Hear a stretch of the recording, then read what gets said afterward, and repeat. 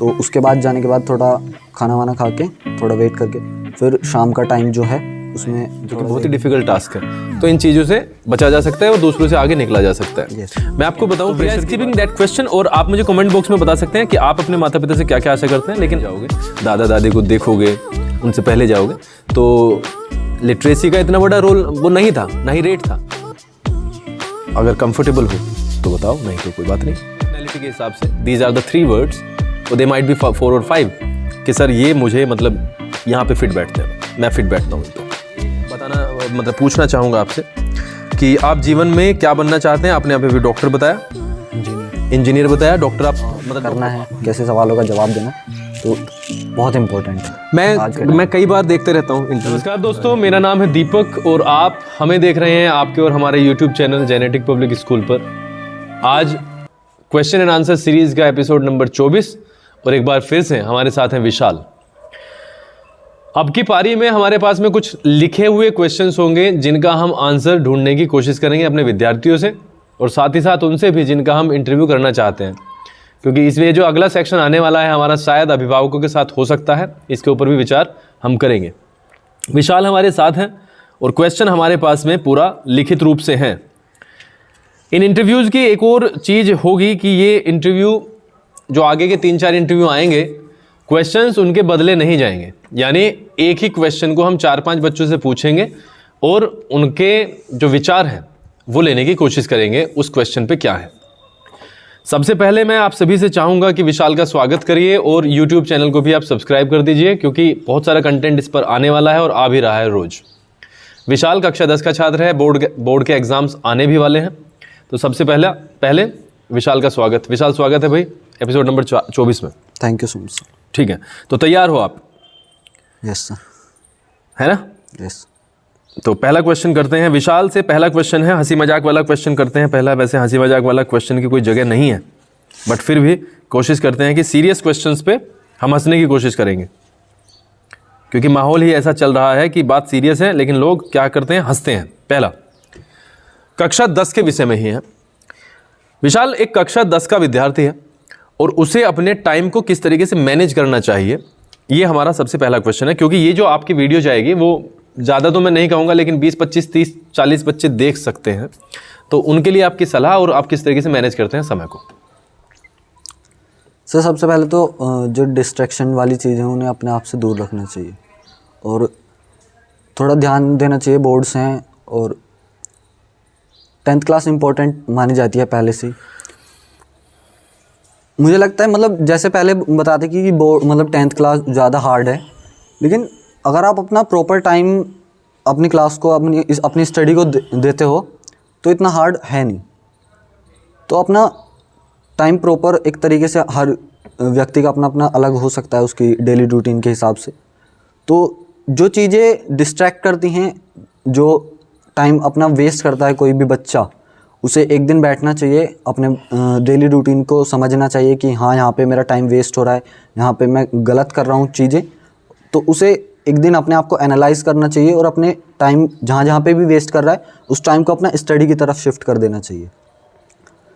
ठीक है। शुरुआत में हम थोड़ा सा कंफ्यूज रहते हैं बिकॉज बिफोर वी स्टार्टेड, तो कहीं ना कहीं आपके मन में डर होगा, बट वेट फॉर 2, 3, 4 क्वेश्चंस और वो जो डर है वो बाहर आ जाएगा and you will feel more comfortable. ठीक है। नंबर 2, क्वेश्चन नंबर 2 है विशाल, मैं इसी से कनेक्ट करता हुआ पूछता हूँ, यहाँ पे मैंने नहीं लिखा है लेकिन इसी से कनेक्ट करता हुआ पर्टिकुलरली मैं आपसे पूछता हूँ, how do you manage your time? What is your time management? आप घर पर किस तरीके से करते हैं? सर जैसे मैंने अभी बताया था कि एनालाइज करना चाहिए सबको, तो मैंने भी अभी थोड़ा टाइम पहले अपने आप का एनालाइज किया कि थोड़ा टाइम मैं जहाँ पे भी वेस्ट कर रहा हूँ उस टाइम को मैंने अपनी स्टडी टाइम में लाने की कोशिश की है। सुबह स्कूल होता है, स्कूल के बाद जाते हैं यहाँ पे, तो जो दोपहर का टाइम था वो मेरा थोड़ा सा वैसे ही वेस्ट हो रहा था, तो मैंने उसको अब अपने स्टडी टाइम में कन्वर्ट किया है। वहाँ पे मैं पढ़ना शुरू कर रहा हूँ।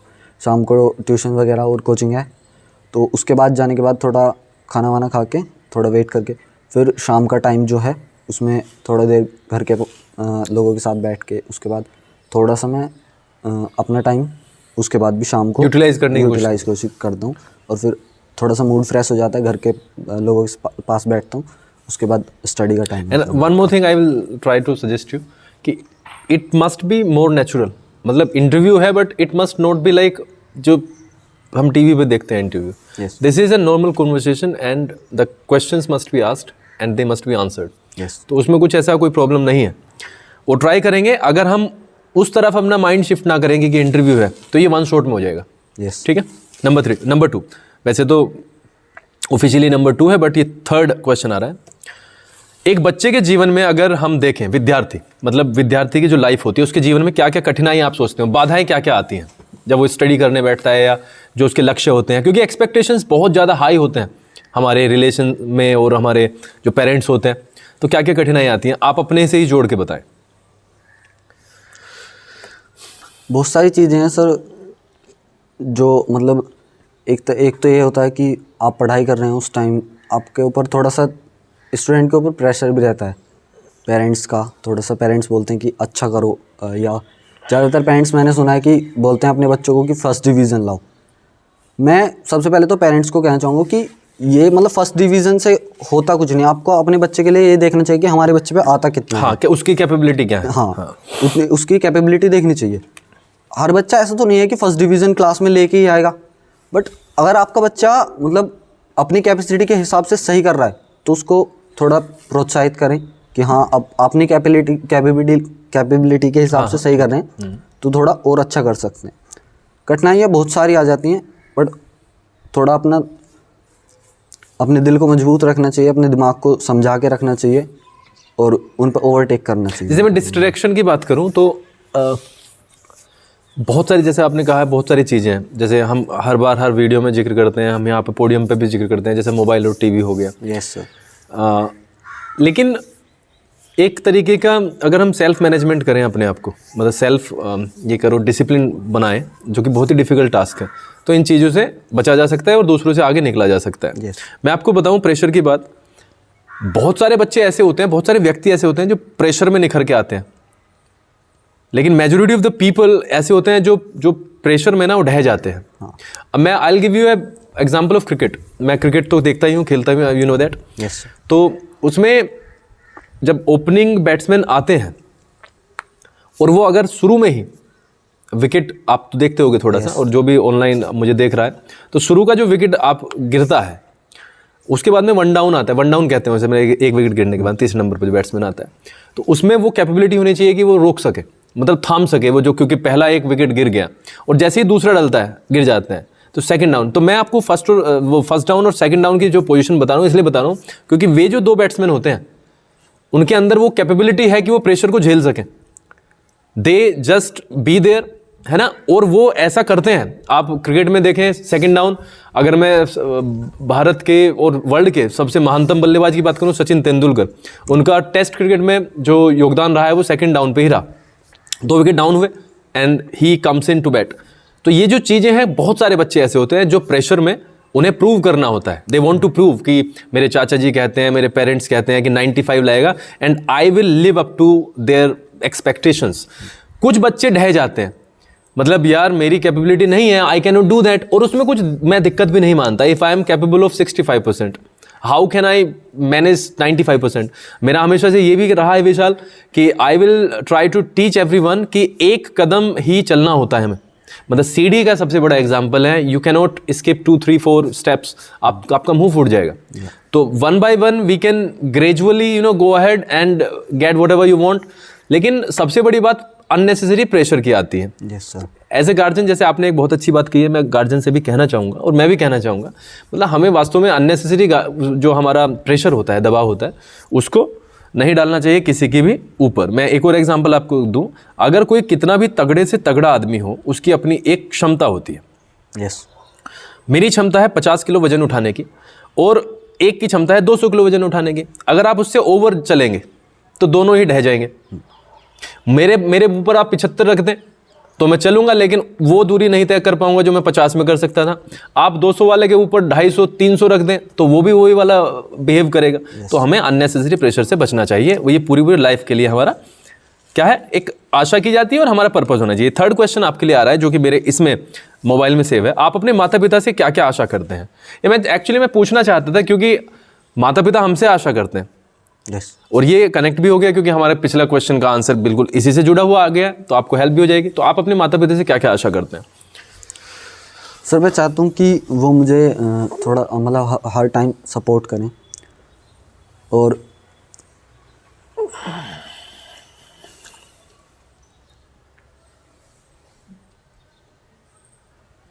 ठीक है, स्किप किया जा सकता है question.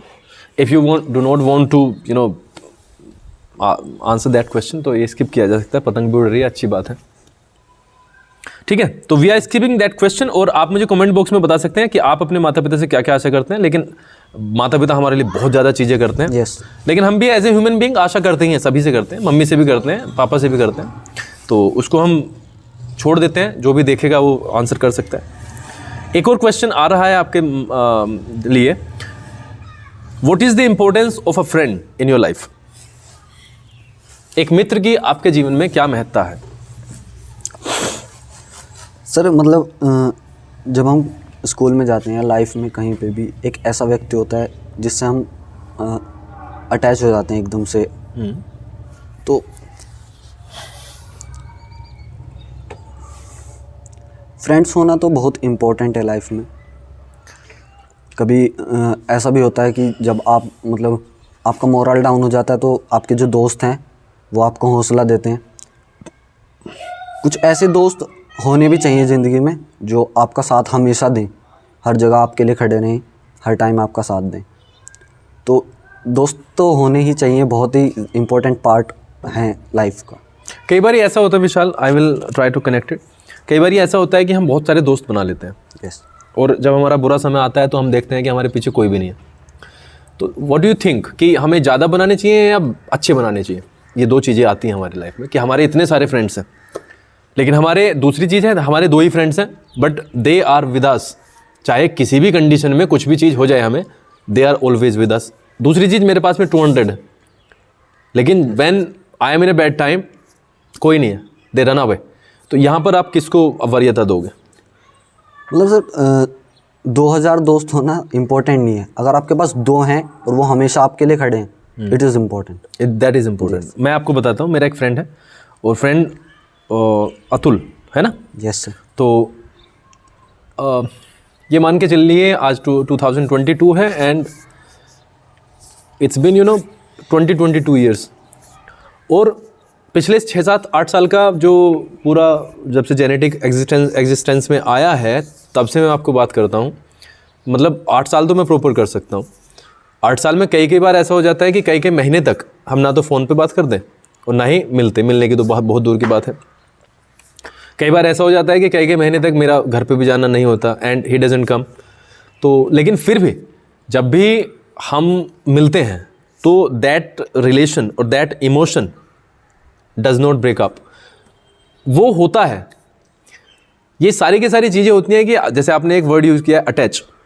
Yes, friendship does not come by force, it comes by heart, bye emotions. तो जब आप एक बंदे के साथ में ऐसे रहते हैं जो आपका हर जगह साथ दे, and he supports me, we do not talk but we support each other. हम जो भी करते हैं वी रिस्पेक्ट आवर डिसीजंस, एक दूसरे के डिसीजन का भी हम ध्यान रखते हैं। तो मेरे विचार से, जैसे आपने कहा है कि 2000 से बेहतर है 2। Yes. अगर इज एवरीथिंग राइट ना? अगर आपके पास में देखो, पहले इंटरव्यू में हम क्या सोच रहे थे कि मैंने कहा इज एवरीथिंग राइट, तो इसे काट दो। Yes sir. But that is necessary? No, not at all. बिल्कुल भी जरूरी नहीं है। ऐसा तो होता ही है, रियल लाइफ में होता है। बट तो ये मेरे लिए भी बड़ा अच्छा क्वेश्चन था कि फ्रेंड्स का होना जरूरी है। Yes. और आपके जो जीवन में जो अभी पिछले जो 2 साल रहे हैं, तो इसके बारे में तो मैं बहुत ही ज़्यादा समझ चुका हूँ। So this teaching will be in front of you after some time when the right time comes. ठीक है, 5वां क्वेश्चन आपके पास में आ रहा है, जो कि आपको बड़ा ही सेंसिबली तरीके से, मैं प्रेशर क्रिएट नहीं कर रहा हूँ, लेकिन फिर भी ये थोड़ी सी संवेदनाओं को मतलब ठेस पहुँचा सकता है। एक शिक्षित व्यक्ति और एक अशिक्षित व्यक्ति, ये मैंने टाइप गलत कर दिया, आपके मोबाइल पे भी गलत टाइप गया होगा। एक शिक्षित व्यक्ति और एक अशिक्षित व्यक्ति से, मतलब एक शिक्षित व्यक्ति एक अशिक्षित व्यक्ति से कैसे अलग हो सकता है? मतलब मैं आई डोंट डिसरेस्पेक्ट एनीवन, क्योंकि आप मेरी भावनाओं को भी समझें। हमारे जो घर में होते हैं बड़े बूढ़े, वो अशिक्षित ही होते हैं, अगर आप पिछले ज़माने में जाओगे, दादा दादी को देखोगे, उनसे पहले जाओगे, तो लिटरेसी का इतना बड़ा रोल वो नहीं था, ना ही रेट था। तो भाई किसी की भावनाओं को ठेस पहुंचाना इसका मकसद नहीं है, बस थोड़ा सा एजुकेशनल सिस्टम है। तो आप बताएं ज़रा, मतलब रियल लाइफ एग्जांपल्स हो सकते हैं, और ये these examples depend on people to person to person. शिक्षा सर हमें जैसे सब लोग कहते हैं और मैं भी मानता हूँ, शिक्षा हमें जीवन जीना सिखाती है। और जो लोग एजुकेशन लेते हैं, स्कूल्स में आते हैं, तो स्कूल्स में टीचर्स होते हैं। टीचर्स हमेशा हमें अच्छी बातें सिखाते हैं और हमें लाइफ में प्रोत्साहित करते हैं, हमें बहुत सारी चीज़ें बताते हैं। तो इस चीज़ से जो व्यक्ति मतलब दूर रह जाता है, थोड़ा वो नहीं समझ पाता इन चीज़ों को, जो इम्पोर्टेंट बातें उसे वहाँ पे जो एजुकेशन लेने गया उसको बताई गई थी वो नहीं पता उन्हें। काफ़ी ऐसे लोग भी होते हैं जो मतलब स्कूल तो नहीं गए, लेकिन वो आज भी मतलब उनका टैलेंट है उनके अंदर। हाँ। वो फिर भी एक दूसरे से सीख रहे हैं। शिक्षा तो कहीं से भी ली जा सकती है, एक दूसरे को देख के हम शिक्षा ले सकते हैं। तो एजुकेशन तो इम्पोर्टेंट है लाइफ के लिए। अगर कोई व्यक्ति शिक्षा नहीं ले पाता है स्कूल्स में जाके, लेकिन वो इस शिक्षा अपने आसपास के माहौल से ले रहा है, दैट इज़ बेटर। वो भी काफ़ी हद तक बहुत अच्छी बात है। क्वेश्चन है कि अशिक्षित व्यक्ति कैसे अलग होता है शिक्षित से। हम 80-20 या 90-10 के रेशियो में बात करते हैं। मैं जैसे कहता हूँ कि 50 बच्चे एक क्लास में और सारी क्लास शोर कर रही है, इट डजेंट मीन कि सारी की सारी कर रही है। yes, मतलब अगर हम रियलिटी में घुसे तो अगर 40 या 35 भी कर रहे होंगे तो मैं क्या कहूँगा कि सारे के सारे ही कर रहे हैं, बिकॉज वहाँ पे majority will play the role. मेरा कहने का ये मतलब है कि अशिक्षित व्यक्ति और शिक्षित व्यक्ति, हम अपवाद की बात नहीं करते, क्योंकि अशिक्षित व्यक्तियों ने ही हमें अब तक पाला पोसा, उनके अंदर वो चीज़ें होती हैं, एक्सपीरियंस होता है पूरी लाइफ का। तो लेकिन मेजोरिटी ऑफ द पीपल, अब अगर आप देखें, जो अशिक्षित व्यक्ति हैं वो क्राइम की तरफ जा सकता है। यस सर, बिल्कुल उसके चांसेस हैं। वो गलत काम करने पे ज़्यादा आकर्षित हो सकता है, बहुत ज़्यादा चांसेस हैं। अशिक्षित व्यक्ति, अगर आज के मैं परिवेश में देखूं, अगर अशिक्षित है तो उसे रोजगार मिलना बहुत मुश्किल है। तो वो कुछ ना कुछ गलत काम तो मेरा ये मतलब था। खैर आगे बढ़ते हैं। आगे क्वेश्चन आपके बारे में आ रहा है, आप अपने स्कूल के बारे में कैसा महसूस करते हैं? आप अपने विद्यालय के बारे में क्या सोचते हैं, कैसा महसूस करते हैं? ये सर पहले भी बहुत सारी वीडियोस में बताया। और केशव, वो उसे बंद कर दो। हाँ, और बहुत ही शॉर्ट सा बता चुके हो तो। यस, बहुत सारी चीज़ें बता चुका हूँ। Genetic is best. जेनेटिक ने हमें बहुत सारी चीज़ें सिखाई हैं। अभी जैसे ये इंटरव्यू चल रहा है, तो ये मुझे लगता है कि काफ़ी सारे स्कूल में नहीं सिखाया जाता। मतलब एजुकेशन के साथ साथ बहुत सारी ऐसी चीज़ें हैं जो हमें लाइफ में काम आने वाली हैं, और वो जेनेटिक ने हमें सिखाई हैं। आप हैं और अमरीश सर हैं, हमारे टीचर्स हैं, वो हमेशा हमें कुछ ना कुछ मतलब क्लास में जब आते हैं कुछ मोटिवेशनल बातें बताते हैं, कुछ लाइफ के बारे में बताते हैं, तो इट इज़ बेटर। बहुत अच्छी बात है ये। एजुकेशन साथ में भी उसके पैरेलल चलती है, पढ़ाई भी बहुत अच्छी होती है। और जो ये लाइफ के जो कठिन पड़ाव हैं उनके बारे में भी जो सीख दी जाती है, इट इज़ मतलब मेरे लिए बहुत अच्छी बात है।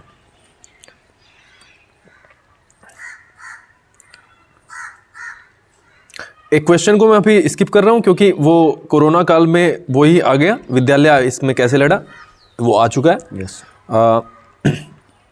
और ये question it might be pretty hard, क्योंकि अगर कोई आपसे पूछने लगे आपका फेवरेट सॉन्ग कौन सा है, जैसे मुझसे कोई पूछता है, तो I am not able to decide, क्योंकि बहुत सारे होते हैं। Yes sir. और वो मूड पे भी डिपेंड करता है बस। लेकिन फिर भी ये वाला क्वेश्चन आपसे करना चाहूँगा, आप अपनी लाइफ में सबसे अधिक प्रभावित किससे हैं? ये सबसे अधिक तो जो आता है ना, यही डिफिकल्ट है। अगर हम पूछें आप किस से प्रभावित हैं, तो आंसर्स आ सकते हैं, बट किससे प्रभावित हैं तो आप मुझे बताएं। If you want to skip, you skip.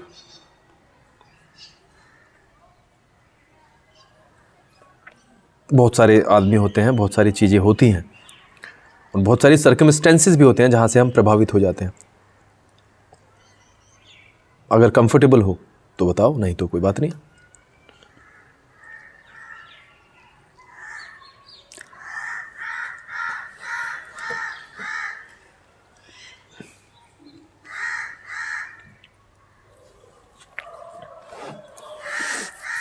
Okay, we give you the time. Question आ रहा है, please tell me the moment जब आप अपनी लाइफ में सबसे ज़्यादा खुश हुए। वो मोमेंट जब आप मतलब बहुत ही बेहद खुश थे और आपको लगा कि इससे बेहतर कुछ हो नहीं सकता। सर मैं हमेशा से अब मैं एक इंजीनियर बनना चाहता हूँ अब। तो मेरे पापा पहले बोलते थे डॉक्टर बनने के लिए, तो अभी थोड़ा टाइम पहले पापा ने पूछा था। वो कोरोना काल में देख के बोला होगा डॉक्टर बन जा, क्योंकि कोरोना काल में सबसे पापा पहले से ही बोलते थे डॉक्टर बनाने के लिए। तो मुझे उस चीज़ में इंटरेस्ट नहीं है, डॉक्टर में या मतलब डॉक्टर बनने में। ठीक है। तो अभी थोड़ा टाइम पहले पापा ने पूछा था कि 10th के बाद क्या करना है, तो मैंने बोला पापा इंजीनियरिंग कोर्स करना है। तो पापा ने कहा था कि ठीक है, जो करना है बता देना, तो उसके हिसाब से चलेंगे आगे 10th के बाद। तो पापा ने थोड़ा सा बताया भी था कि ऐसे ऐसे है और नंबर अच्छे लाने हैं, तो समझाया भी था। तो मुझे उस दिन बहुत खुशी हुई थी। अच्छा, मतलब जो आप सोचते थे, बट उसमें कभी कभी पापा मुझे सपोर्ट करने हैं, तो कभी कभी मतलब हमारे और पापा मम्मी के विचार नहीं मिल पाते और बड़ा कन्फ्लिक्ट सा पैदा हो जाता है। बट आज के काल में ज़्यादातर गार्जियन हमारी ही मर्जी से चलते हैं, मतलब बच्चे की। क्योंकि मेरा भी यही विचार रहा है कि अगर आपका किसी चीज़ में इंटरेस्ट ही नहीं है तो उसका परिणाम उस लेवल पर आ नहीं सकता। ठीक है, चलो बहुत बढ़िया बात है, बहुत खुशी की बात है भाई, मुझे भी खुशी हुई है। और भगवान करे इंटर बहुत अच्छे तरीके से हो और जो चीज़ों का सपना देखा है वो पूरा हो। आगे एक और क्वेश्चन है हमारे पास। हम 8th तक पढ़ते हैं तो हमें वो एहसास नहीं होता, क्योंकि 8वीं तक हम बस ऐसे ही रहते हैं कि क्योंकि उतने समझ में नहीं होती। फिर 9th में आते हैं, 9th में आते आते और फिर पढ़ते पढ़ते फिर 1 साल तक हम महसूस करने लगते हैं कि अब बोर्ड हमारा अगले साल आएगा। So the first day of 10th class I think is one of the most important days in our lifes. क्योंकि बोर्ड क्लास है, वो पहली बार हम कक्षा 10 में हैं, पहला दिन।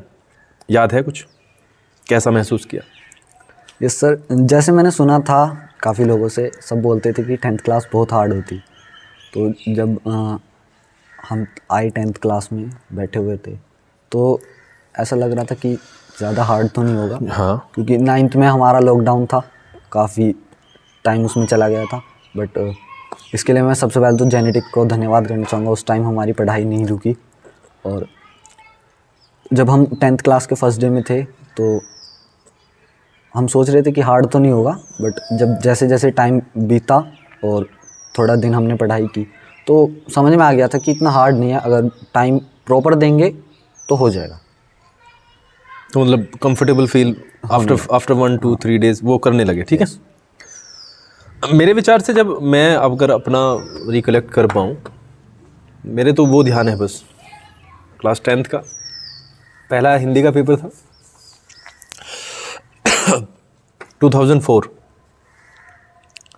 तो when I held the paper examination, I was trembling, my hands were trembling because this was a pressure created by me only. वो बना लिया गया। पेपर तो पेपर ही होता है, बट बोर्ड का कुछ अलग ही होता है प्रेशर। Yes, और मेरी सीट भी इंटर कॉलेज में एक हॉल है बहुत बड़ा, वहाँ पे थी, एक सेपरेट रूम में नहीं थी। तो वहाँ पे अच्छे खासे बच्चे होते हैं और सबसे खुशी की बात यह है कि वहाँ पे अच्छे खासे टीचर्स होते हैं, मतलब नंबर ऑफ़ टीचर्स ज़्यादा होते हैं। तो ये एक अच्छी बात है, अच्छी बात है। नहीं, स्टूडेंट्स लाइफ में तो हम ये सोचते हैं कि यार कम से कम टीचर की ड्यूटी हो, मतलब हो ही ना टीचर, अगर एग्ज़ाम रूम में तो ठीक ही है। खैर, मेरे विचार से ये जो क्वेश्चन आ रहा है आपके पास में, this is going to be the toughest. और बहुत सोच समझ कर इसका आंसर दिया जाना चाहिए, क्योंकि लेकिन मैं ईजीएस्ट भी मानूंगा, क्योंकि अगर हम अपने आप को एनालाइज कर चुके हैं, so this is going to be the easiest. अब अपने आप को 3 शब्दों में परिभाषित करें, वो 3 शब्द जो आपको सूट करते हैं, मतलब मेरी पर्सनैलिटी के हिसाब से। दीज आर द 3 वर्ड्स, और दे माइट बी 4 और 5 कि सर ये मुझे मतलब यहाँ पे फिट बैठते हैं, मैं फिट बैठता हूँ इन पे। जस्ट 3 वर्ड्स, ना आगे ना पीछे।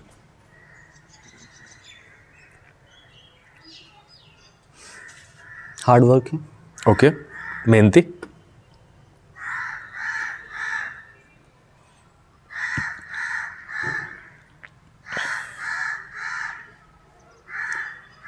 Dedicated to my goal. Good, समर्पित। ठीक है, नंबर 3।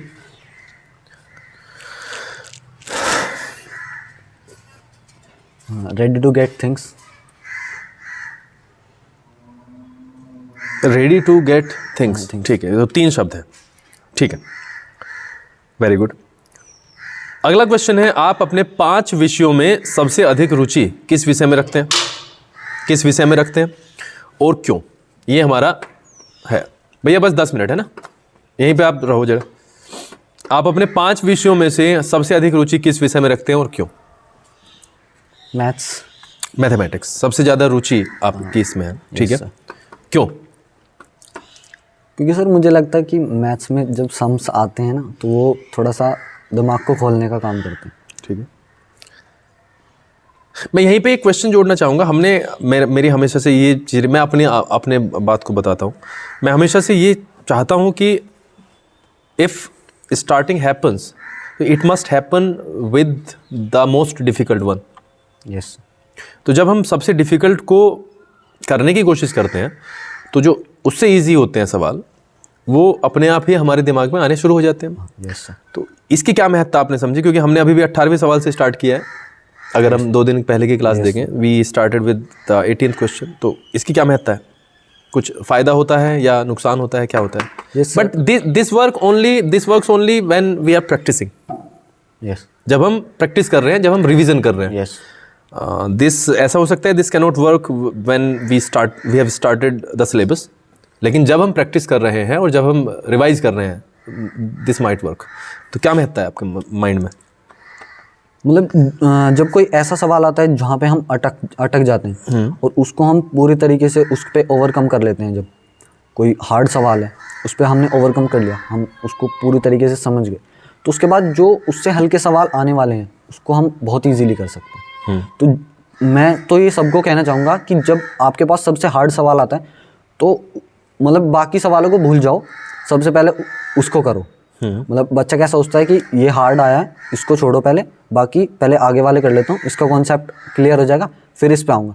लेकिन पहले उसी को पकड़ लो, जब तक वो नहीं हो रहा है तब तक मत छोड़ो। हाँ, छोड़ो, सबसे पहले उसे करो। ये वो उसकी तरीके से हो सकता है जैसे हम फिल्म्स में देखते हैं, जैसे एक इंस्पेक्टर आता है और वो गुंडों के सरदार की पिटाई कर दे, तो जो नीचे के जो गुंडे होते हैं वो क्या होते हैं? भाग जाते हैं। वो अपने आप ही भाग जाते हैं। सो वो सबसे ज़्यादा बड़े पे हाथ डालता है। तो ये ऐसा होता भी है। अगर हम डिफ़िकल्ट चीज़ों को चैलेंज के रूप में लेंगे, बहुत सारी चीज़ों का तो जो वैल्यू है वो अपने आप ही नहीं रहता। वैल्यू तो रहता है लेकिन उनका वो डिफ़िकल्टी लेवल रहता नहीं है। लास्ट में क्वेश्चंस तो बहुत सारे हैं, लेकिन वो और किसी इंटरव्यू में हम पूछेंगे और आने वाले भी इंटरव्यू में। लास्ट में सिर्फ मैं ये पूछना चाहूँगा आपसे कि आप जीवन में क्या बनना चाहते हैं? आपने अभी भी डॉक्टर बताया, इंजीनियर बताया, डॉक्टर आप डॉक्टर पापा चाहते थे कि डॉक्टर बने, तो आप बता चुके हैं। और लास्ट में सिर्फ मैं आप ये क्वेश्चन, क्योंकि आप बता चुके हैं, इस इंटरव्यू के आपके लिए क्या मायने हैं, इसी क्वेश्चन के साथ हम इसको ख़त्म कर देंगे। इस इंटरव्यू के आपके लाइफ में क्या मायने हैं? बहुत इम्पोर्टेंट है सर, क्योंकि आज के टाइम में जब हम कहीं पे जॉब मांगने जाते हैं तो इंटरव्यू होता है, एग्ज़ाम्स होते हैं, उसके बाद इंटरव्यू होता है। तो अभी से अगर हम यहाँ पे प्रैक्टिस कर रहे हैं तो वहाँ पे हमारा जो परफॉर्मेंस है वो एक लेवल अप होगा। आज से हम प्रैक्टिस करेंगे तो वहाँ पे जब हम इंटरव्यू थोड़ा आइडिया होगा हमें, तो हमें आइडिया होगा कि कैसे करना है, कैसे सवालों का जवाब देना है। तो बहुत इम्पोर्टेंट है। मैं कई बार देखते रहता हूँ इंटरव्यू यूट्यूब पे, हालांकि मुझे ज़्यादा समय तो मिलता नहीं है, लेकिन मैं देखते रहता हूँ। तो अभी एक क्लिप खुल गई थी मेरे पे, तो IAS वगैरह का वो इंटरव्यू था। तो वो बता रहे थे, कहानी बता रहे थे कि वो पूरी टीम उसका इंटरव्यू कर रही थी। एक बच्ची थी, लड़की थी, और इंटरव्यू वगैरह सब कुछ बढ़िया हो गया। तो वो चलने लगी, तो एक जो इंटरव्यू में पैनल में जो एक सदस्य था उसने सोचा कि थोड़ा सा मज़ा करते हैं, मजाक करते हैं। तो जब वो जाने वाली थी लड़की गेट से, तो उन्होंने कहा just wait for a second. तो उन्होंने कहा जस्ट, आपकी जो शक्ल है ना वो IAS बनने वाली तो नहीं है, मतलब वो फील नहीं आता कि आप IAS हो, आपकी शक्ल उस लेवल पे नहीं है। तो क्योंकि वो जो प्रेजेंस ऑफ माइंड, वो सारा system he presence of mind का है कि आप उस सिचुएशन को, एक ऐसी सिचुएशन जो थोड़ी सी सामान्य नहीं है, उसको कैसे डील करेंगे। तो उस बच्ची ने कहा कि सर मैं क्या कर सकती हूँ, ये तो प्रकृति की देन है, ईश्वर की देन है। और शक्ल तो और भी बहुतों की नहीं होती। ये जो क्वेश्चन का आंसर आया ना, वो सीधा किस पे ताना था? जिसने पूछा। मतलब कोई बात नहीं, मेरी शक्ल नहीं है IAS वाली, तो शक्ल तो बहुतों की नहीं होती। तो इसका मतलब क्या हुआ? वो सीधा सीधा ताना किस पे आ गया? मजाक वाला ही उन्हीं पे वापस आ गया कि शक्ल तो तुम्हारी भी नहीं है इंटरव्यू लेने वाली, लेकिन आपने भी लिया। तो इस तरीके का होता है। तो interview is the best medium कि हम अपने आप को प्रेजेंट कर सकते हैं। बहुत बहुत धन्यवाद। इस 24वें एपिसोड में विशाल ने बहुत सारे क्वेश्चंस के आंसर दिए, और आपसे यही रिक्वेस्ट है कि आप चैनल को सब्सक्राइब करें और अपने जो घर के बच्चे हैं उनको जरूर दिखाएं और ट्राई करें कि इन चीज़ों से वो सीखें। बहुत बहुत धन्यवाद। आप हमेशा सुखी रहें, आपका जीवन मंगल में रहे, और आप हमेशा प्रोग्रेस के रास्ते पर, प्रगति के रास्ते पर बढ़ते रहें।